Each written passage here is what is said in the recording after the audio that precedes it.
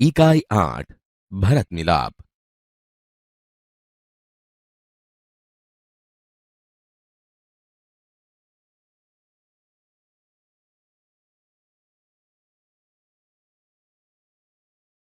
माता पिता की आज्ञा का पालन करने हेतु राम वन में गए। उनके साथ सीता भी गई। भरत को इस बात का पता चलने पर वे अयोध्या के सिंहासन पर नहीं बैठे, अपितु सिंहासन पर राम की खड़ाऊ रखकर उन्होंने सेवक की भांति राजकाज किया। इसलिए कहा है, भाई हो तो भरत जैसा। वन का एक भाग। कुटिया के बाहर राम और सीता बैठे हुए हैं। पास ही धनुष बाण लिए लक्ष्मण खड़े हैं। दृश्य 1। राम ने कहा, भाई लक्ष्मण, जरा देखो तो आवाज कहां से आ रही है। लक्ष्मण ने कहा, प्रभु, सामने से कुछ लोग आते दिखाई दे रहे हैं। राम ने कहा, कौन लोग हैं, जरा ध्यान से देखो। लक्ष्मण ने ध्यान से देखकर कहा, अरे, यह तो भरत है, साथ ही बहुत से लोग हैं। हमें सावधान हो जाना चाहिए, शायद वे लोग लड़ने आ रहे हैं। राम ने हंसते हुए कहा, भाई लक्ष्मण, तुम तो बिना बात शक करने लगते हो। इतने वर्ष साथ रहकर भी भरत को नहीं पहचाना। लक्ष्मण ने उत्तेजित होकर कहा, पहचाना क्यों नहीं? उसी मां का तो बेटा है जिसने वनवास दिलाया। सीता ने कहा, इसमें बेचारे भरत का क्या दोष? लक्ष्मण ने कहा, लीजिए, सब लोग इधर ही आ रहे हैं। दृश्य 2। भरत दौड़ते हुए कुटिया के निकट आते हैं। उनकी आंखों से आंसू बह रहे हैं।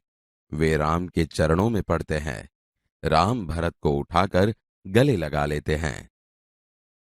भरत ने रोते हुए कहा, मुझे क्षमा कीजिए प्रभु, आपको वनवास दिलाने में मेरा कोई हाथ नहीं। आप मुझसे बड़े हैं, आप ही को राजा बनना चाहिए।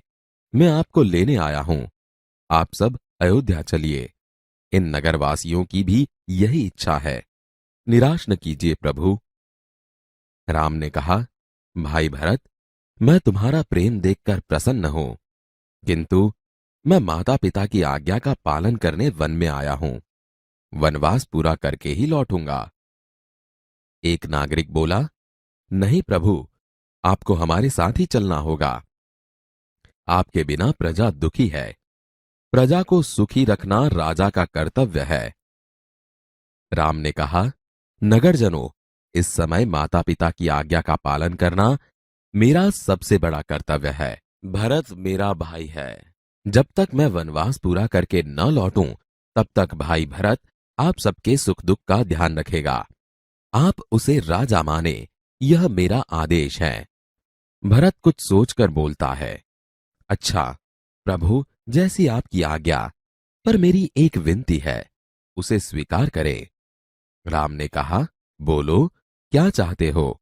भरत बोला, मुझे आप अपने पांव की खड़ाऊं दे दें। राम ने कहा, खड़ाऊं? खड़ाऊं का क्या करोगे? भरत ने कहा, इन्हें सिंहासन पर रखकर आपके लौटने तक सेवक की तरह राजकाज करूंगा। भरत का प्रेम देखकर राम, सीता और लक्ष्मण गदगद हो जाते हैं। रामचंद्र आगे बढ़कर भरत को गले लगाते हैं। खड़ाऊं लेकर भरत तथा नगरजन राम और भरत की जय बोलते हुए विदा होते हैं।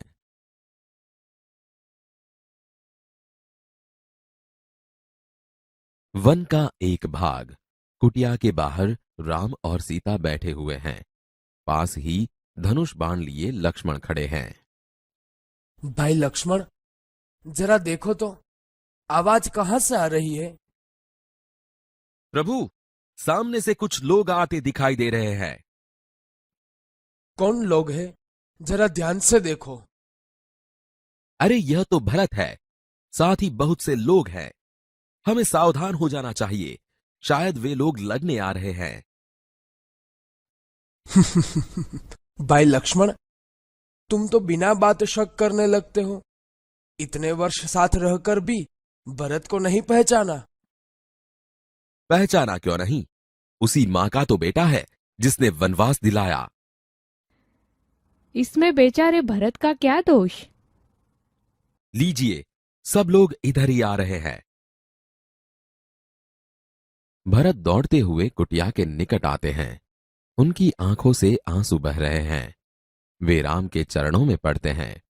राम भरत को उठाकर गले लगा लेते हैं। मुझे क्षमा कीजिए प्रभु। आपको वनवास दिलाने में मेरा कोई हाथ नहीं। आप मुझसे बड़े हैं। आप ही को राजा बनना चाहिए। मैं आपको लेने आया हूं। आप सब अयोध्या चलिए। इन नगरवासियों की भी यही इच्छा है। निराश न कीजिए प्रभु। भाई भरत, मैं तुम्हारा प्रेम देखकर प्रसन्न हूं, किंतु मैं माता पिता की आज्ञा का पालन करने वन में आया हूं। वनवास पूरा करके ही लौटूंगा। नहीं प्रभु, आपको हमारे साथ चलना ही होगा। आपके बिना प्रजा दुखी है। प्रजा को सुखी रखना राजा का कर्तव्य है। नगरजनों, इस समय माता पिता की आज्ञा का पालन करना मेरा सबसे बड़ा कर्तव्य है। भरत मेरा भाई है। जब तक मैं वनवास पूरा करके न लौटूं, तब तक भाई भरत आप सबके सुख दुख का ध्यान रखेगा। आप उसे राजा माने, यह मेरा आदेश है। अच्छा प्रभु, जैसी आपकी आज्ञा। पर मेरी एक विनती है, उसे स्वीकार करें। बोलो, क्या चाहते हो? मुझे आप अपने पांव की खड़ाऊ दे दे। खड़ाऊ? खड़ाऊ का क्या करोगे?